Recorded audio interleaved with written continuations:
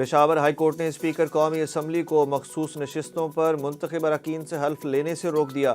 عدالت نے مخصوص نشستوں پر منتخب اراکین کو حلف اٹھانے سے روکتے ہوئے کل تک حکم امتناع جاری کر دیا۔ پشاور ہائی کورٹ کے جسٹس اشتیاق ابراہیم اور جسٹس شکیل احمد نے مخصوص نشستوں پر الیکشن کمیشن کے فیصلے کے خلاف دائر درخواست پر سماعت کی۔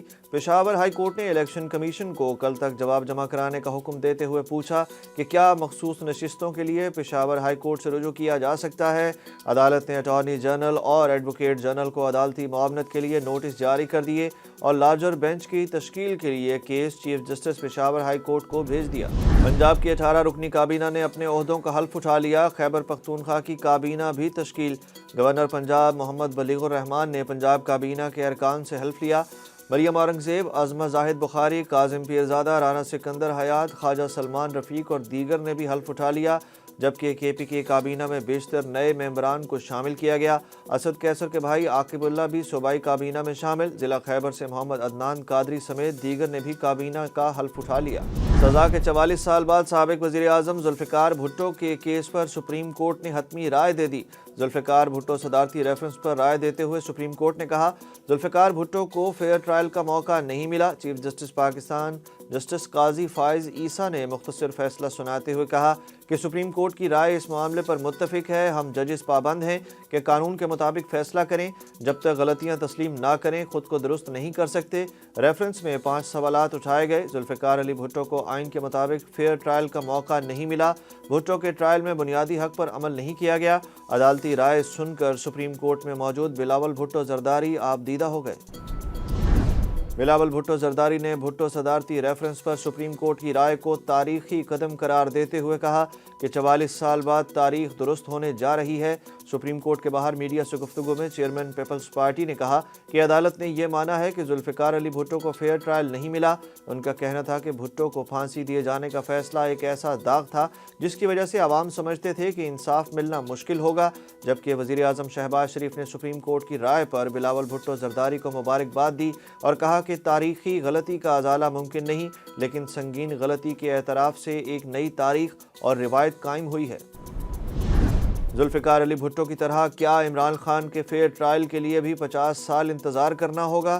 پی ٹی آئی کا سپریم کورٹ کی رائے پر رد عمل۔ ترجمان پی ٹی آئی کے مطابق ذوالفقار علی بھٹو کے معاملے میں عدالتی رائے صرف اسی صورت میں معنی خیز ہو سکتی ہے کہ عدالت عظمیٰ آج لاقانونیت کی راہ روکنے کے لیے پوری قوت بروئے کار لائے۔ پی ٹی آئی نے مطالبہ کیا کہ عمران خان ان کی اہلیہ سمیت تحریک انصاف کے بے گناہ اسیروں کو رہا کر کے فیئر ٹرائلز کے ذریعے جھوٹے مقدمات کے فیصلے کیے جائیں۔ وزیر اعظم شہباز شریف سے chief of army staff general Asim Munir کی وزیر اعظم ہاؤس میں ملاقات۔ جنرل عاصم منیر نے وزیر اعظم کا منصب سنبھالنے پر شہباز شریف کو مبارکباد دی۔ ملاقات میں پاک فوج کے پیشہ ورانہ اور سیکیورٹی سے متعلق امور پر بات چیت ہوئی۔ وزیر اعظم شہباز شریف نے طوفانی بارشوں اور برف باری سے تباہی کا جائزہ لینے کے لیے خیبر پختونخوا کا دورہ کیا۔ انہوں نے جاں بحق افراد کے ورثاء کو 20 لاکھ اور زخمیوں کو 5 لاکھ روپے دینے کی ہدایت کر دی۔ وزیر اعظم شہباز شریف کی پشاور آمد پر وزیر اعلیٰ علی امین گنڈا پور منظر عام سے غائب رہے۔ وزیر اعلیٰ نے گورنر کے ہمراہ نہ تو وزیر اعظم کا استقبال کیا اور نہ اجلاس میں شرکت کی۔ قومی اسمبلی کے بعد عمران خان سمیت پی ٹی آئی کے گرفتار رہنماؤں کی رہائی کے لیے سینٹ میں بھی قرارداد جمع۔ قرارداد سینیٹر فلک ناز چترالی کی جانب سے جمع کرائی گئی۔ قرارداد میں موقف اپنایا گیا کہ سیاسی انتقام نے ملک کی معیشت اور ساکھ کو تباہ کر کے رکھ دیا۔ عمران خان، ان کی اہلیہ بشرا بی بی، شاہ محمود قریشی، یاسمین راشد اور دیگر خواتین کو جھوٹے مقدمات سے رہا کیا جائے۔ عمران خان اور بشرا بی بی کی درخواست ضمانت پر سپرنٹنڈنٹ اڈیالہ جیل کو توہین عدالت کا نوٹس جاری۔ اسلام آباد کی ڈسٹرکٹ اینڈ سیشن عدالت نے بانی پی ٹی آئی کی 6 مقدمات اور ان کی اہلیہ بشرا بی بی کی 1 مقدمے میں دائر درخواست ضمانت پر سماعت کرتے ہوئے سپرنٹنڈنٹ اڈیالہ جیل کو توہین عدالت کا نوٹس جاری کر دیا۔ عدالت نے حکم دیا کہ آئندہ سماعت پر سپرنٹنڈنٹ اڈیالہ جیل جواب جمع کرائیں کہ ان کے خلاف توہین عدالت کی کارروائی کیوں نہ کی جائے۔ عدالت نے دونوں کی آن لائن حاضری لگوانے کی ہدایت جاری کر دی تھی۔ پی ٹی آئی نے رکن قومی اسمبلی عمر ایوب کو اسمبلی میں اپوزیشن لیڈر مقرر کر دیا۔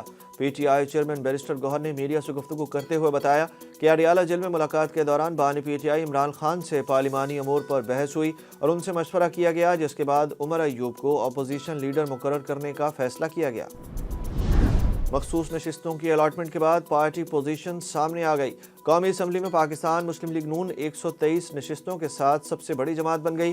قومی اسمبلی میں سنی اتحاد کونسل 82 ارکان کے ساتھ دوسرے نمبر پر، جبکہ پیپلز پارٹی 73 ارکان کے ساتھ تیسری پوزیشن پر آ گئی۔ مسلم لیگ نون کی پنجاب اسمبلی میں نشستوں کی مجموعی تعداد 224 ہو گئی۔ کے پی اسمبلی میں سنی اتحاد کونسل کے ارکان کی تعداد 89، سندھ میں پیپلز پارٹی کے ارکان کی تعداد 116، جبکہ بلوچستان میں پیپلز پارٹی کے ارکان کی تعداد 17 ہو گئی۔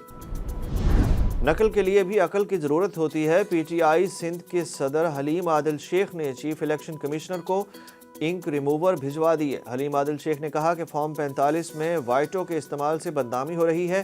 چیف الیکشن کمشنر کو بذریعہ ڈاک انک ریموور بھجوائے ہیں۔ میرے حلقے NA 238 کے فارم 45 پر وائٹوں کا استعمال کر کے ووٹوں کو تبدیل کیا گیا۔ انہوں نے مزید کہا کہ وائٹوں کے استعمال سے پورا ادارہ بدنام ہو رہا ہے۔ وائٹوں کا فارمولہ ناکام ہو گیا، اب انک ریموور استعمال کریں۔ حلیم عادل شیخ نے چیف الیکشن کمشنر اور ممبران پر آرٹیکل 6 لگانے کا مطالبہ کر دیا۔ اعلیٰ عدلیہ کے ججز کی تضحیک کے کیس میں صحافی اسد طور کو مزید 2 روزہ جسمانی ریمانڈ پر FIA کے حوالے کر دیا گیا۔ اسلام آباد ہائی کورٹ نے FIA کے گرفتاری کے طریقہ کار پر سوالات بھی اٹھا دیے۔ چیف جسٹس عامر فاروق نے FIA کے وکیل سے استفسار کیا کہ مان لیا کہ درخواست گزار نے غلطی کی، لیکن کیا صرف ابتدائی رپورٹ پر گرفتاری عمل میں لائی جا سکتی ہے؟ ایسا نہیں ہوتا کہ FIR درج ہو اور فوراً گرفتاری ہو جائے۔ پاکستان سپر لیگ 9 کے اہم میچ میں کراچی کنگز نے کوئٹہ گلیڈیٹرز کو یک طرفہ مقابلے کے بعد 7 وکٹوں سے زیر کر دیا۔ پنڈی کرکٹ اسٹیڈیم میں کھیلے گئے اس میچ میں کوئٹہ گلیڈیٹرز کی جانب سے دیا گیا 119 رنز کا ہدف کراچی کنگز نے 3 وکٹوں کے نقصان پر 16ویں اوور میں حاصل کر لیا۔ کراچی کی جانب سے حسن علی 4 وکٹیں لے کر مین آف دی میچ رہے۔